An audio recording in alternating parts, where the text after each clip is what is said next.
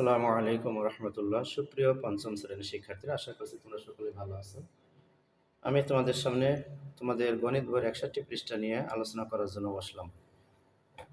এই 61 পৃষ্ঠায় লেখা আছে দেখি পারি কিনা। কিছু অঙ্ক দেওয়া আছে, এই অঙ্কগুলো আমাদের করে দেখাতে হবে আমরা আসলে পারি কিনা। যদি পারি তাহলে আলহামদুলিল্লাহ, না পারলে সেটা শিখতে হবে।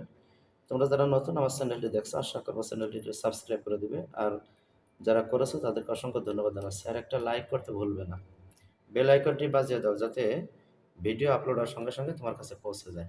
কথা না বাড়িয়ে শুরু করি। এখানে লেখছে দেখো, ডানের ঘর থেকে কোনগুলো প্রকৃত ভগ্নাংশ এবং কোন ভগ্নাংশগুলোর মান 1 এর সমান তা খুঁজে বের করি। এইখানে থেকে বলছে প্রকৃত ভগ্নাংশগুলো কোনটা।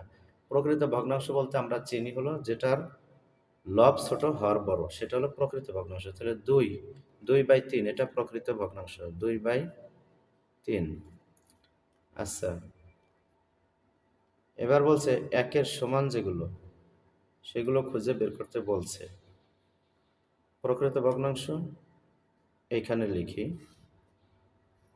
আর 1 এর সমান যেটা সেটা এখানে লিখে দেই। 4/4 1 এর সমান, মানে 4 দিয়ে ভাগ করলে তো একই হয়, সেজন্য এটা এখানে লিখলাম। 5/8 এটা প্রকৃত, 8/5 এটা অপ্রকৃত। অপ্রকৃতর ঘর আমাদেরকে দেয় নাই, প্রকৃতর ঘর দিছে 3/9, 3/9। আর হলো 13/12 এটা অপ্রকৃত। এইখানে আছে কি দেখো, 27/26 এটা অপ্রকৃত। এটা 1/1, এটা এখানে আসবে 1/1, 1 এর সমান। 76/76 এটাও 1 এর সমান, ভাগ করলে একই হবে। এখানে 42/48 এটা হবে এইখানে 42/48। এখানে আছে 2/15, 2/15 এটা প্রকৃত ভগ্নাংশ, 2/15 প্রকৃত। 3/3 1 এর সমান। এই ছিল আমাদের এইটুকের কাজ। অর্থাৎ 3কে 3 দিয়ে ভাগ করলে 1 হয়, এই জন্য এটাকে বলা হয় 1 এর সমান। 76কে 76 দিয়ে ভাগ করলে একই হবে, এই জন্য এটা 1 এর সমান। আচ্ছা, এবার আমরা 2 নম্বরে আলোচনা যাই। শ্রেণী কক্ষে মোট শিক্ষার্থীর তুলনায় ছাত্র ও ছাত্রীদের সংখ্যাকে ভগ্নাংশে প্রকাশ করি এবং প্রাপ্ত ভগ্নাংশ দুইটি লঘিষ্ঠ আকারে প্রকাশ করি। এখন দেখো, শ্রেণী কক্ষে মোট শিক্ষার্থীর তুলনায় ছাত্র ছাত্রীদের সংখ্যা, মোট শিক্ষার্থী এটা লিখলাম, মোট শিক্ষার্থী ধরে নিলাম 40 জন। এখানে ছাত্র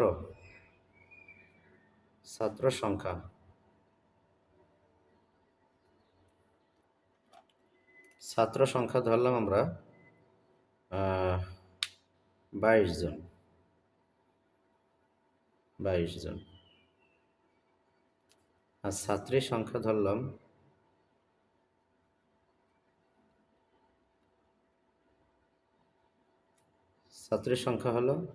18 জন। তাহলে আমরা এখানে কি করতে পারি, ছাত্রী ইস্টু ছাত্র দেই, তাহলে প্রকৃত থাকবে। ছাত্রী ইস্টু ছাত্র, তার মানে হলো এই ছাত্রী উপরে দেই আর ছাত্র নিচে দিলাম, সমান সমান কত হবে, এই 18/22। এবার লঘিষ্ঠ আকার প্রকাশ করতে গেলে আমরা 2 দিয়ে ভাগ করে দিতে পারি। 9 দুগুণী 18 আর 11 দুগুণী 22, 2 দিয়ে ভাগ করলাম, সমান সমান কত হলো, 9/18, 9/11, 9/11 হলো উত্তর। এরকমের। তো যাই হোক, আমি আমার মতো করে ধরে নিয়েছি, তোমরা তোমাদের মতো করে করতে পারো, সমস্যা নেই। এরপরে বলছে খালি ঘরের সংখ্যাগুলো নির্ণয় করি। খালি ঘরের সংখ্যাগুলো নির্ণয় করি। দেখো 3/7, আর এখানে দিচ্ছে খালি ঘর 28। এখানে স্বাভাবিকভাবে বোঝা যাচ্ছে যে বাড়ছে, এখানে বাড়ছে মানে গুণ করে দিতে হবে। তো তো এই 28কে 7 দ্বারা ভাগ করো। 28কে 7 দ্বারা ভাগ করলে কত হবে? 4 হবে। 4 7 28, আর সেই 4কে 3 দ্বারা গুণ করে দাও। 3 4 12, তাহলে হয়ে গেল। এইখানে দেখো, এখানেও বাড়ছে।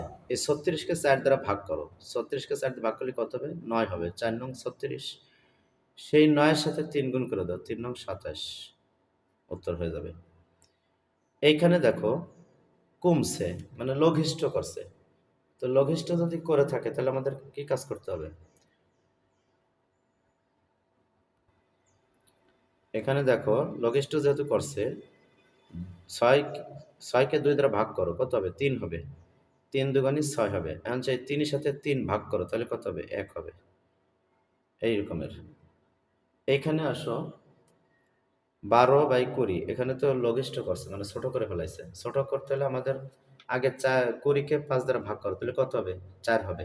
4 পাঁচা 20, 4, সে 4 দিয়ে 12কে ভাগ করো, 4 4 12, 4 4 12 হয়ে গেল। খালি ঘর পূরণ করলাম। এবার হিসাব করি।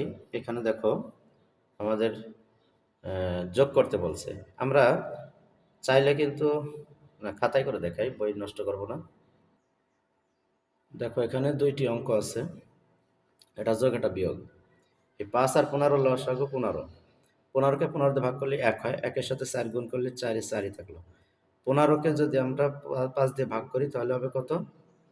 3, 3 5 15, 3 এর সাথে 2 গুণ করলে হবে 3 2 6। তাহলে এখানে আসতেছে কত?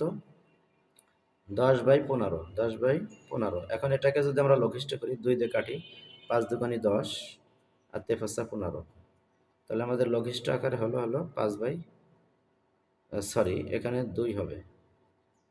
তাহলে এখানে হবে 2/3, 2/3। এটা হলো লঘিষ্ঠ রূপ। এটা যদি আমরা করি, এখানেও সেই একই অবস্থা।